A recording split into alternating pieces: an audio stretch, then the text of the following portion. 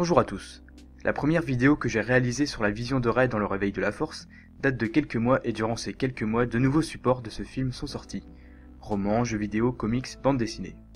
Entre temps, j'ai également pu lire les théories que vous m'avez proposées en commentaire et je vous en remercie. Elles ont été bénéfiques pour la remise en question de certaines théories que j'avais proposées de mon côté. Le but de cette deuxième vidéo sur ce sujet est d'aborder la scène d'après les différents supports cités précédemment et d'analyser de nouveau la scène où un homme se fait transpercer par Kylo Ren. Beaucoup de personnes m'ont dit que cette scène montrait l'assassinat du nouvel ordre Jedi créé par Luke. C'est une déduction que beaucoup de personnes feraient tellement elle est évidente. Je suis sûrement allé trop loin lors de mes recherches et la réponse de Pablo Hidalgo en est sûrement la cause.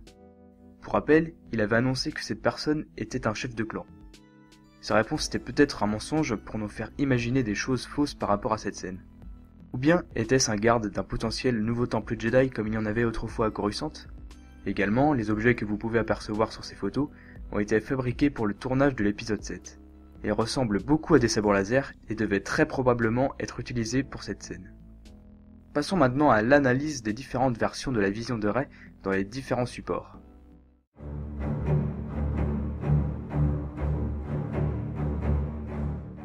La scène est la même que dans le film à quelques différences près. Nous apercevons les portraits de Obi-Wan et Yoda hors des cases afin de bien identifier les personnes ayant parlé. Les paroles de Obi-Wan sont un poil modifiées et nous pouvons également apercevoir Vador dans le couloir de Bespin.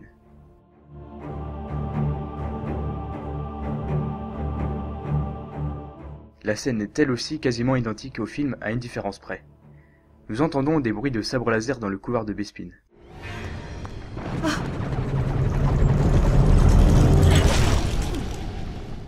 La touche d'humour Lego comme à son habitude a été ajoutée à cette scène. Je vous laisse regarder, la vidéo est dans la description.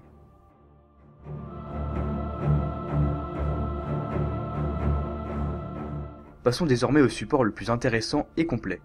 Je vais vous faire un bref résumé. Si vous voulez connaître cette scène dans tous ses détails, je vous ai laissé les pages en description. Au contact du sabre laser, nous pouvons entendre la respiration de Dark Vador. En se retournant, Rey constata qu'il s'agissait d'une partie de la célèbre Cité des Nuages et aperçut au loin deux silhouettes qui se battaient. Quelqu'un prononça son nom. Elle demanda à qui avait parlé, aucune réponse. Elle se dirigea près d'un garçon qui venait d'apparaître au bout du couloir et soudainement elle atterrit sur une zone d'herbe sèche. Un sabre laser s'enfonça dans le sol, une main le reprit quand soudainement il fit nuit et une pluie glacée apparut. Rey se trouvait désormais sur un champ de bataille et en face d'elle se trouvaient les chevaliers de Ren.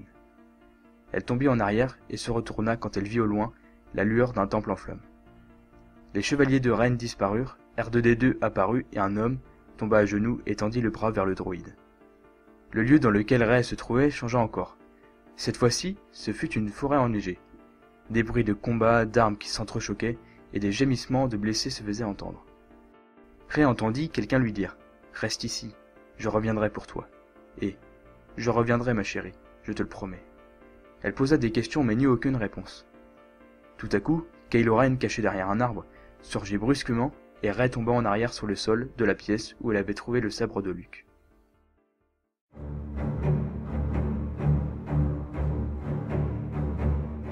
Je n'ai malheureusement pas pu retrouver cette bande dessinée en magasin, donc je ne pourrai vous citer qu'un élément dont je me souviens. Lorsque Kylo Ren tue l'homme par derrière, nous voyons très clairement qu'il portait un sabre laser de couleur bleue.